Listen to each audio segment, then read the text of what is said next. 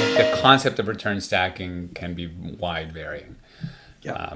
We just, you want to And make, that's you why want it it to takes, be, I think, yeah, a thoughtful practitioner. Like you need, this is something that, on the surface may seem simple, but it's actually, it requires some significant thought. And you see that in the return stacking index that has been created. There's a list of publicly traded funds there, and each of them offer different parts of this puzzle.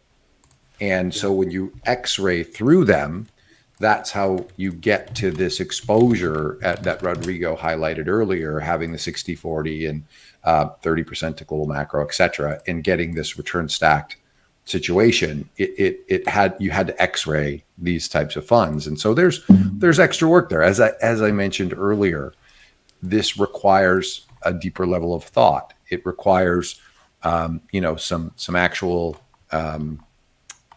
understanding and learning, because you need to be able to be comfortable with it when it's uncomfortable, right? If you just do it, okay, that sounds good, I'll do it. Well, when it gets hard, you may abandon it. And when do you abandon it? You don't abandon it when it's working. You abandon it when it's not working. And thereby you accept the loss call it the risk, with no commensurate return. So making sure you're comfortable with these types of philosophies so that you can stick to it is incredibly important.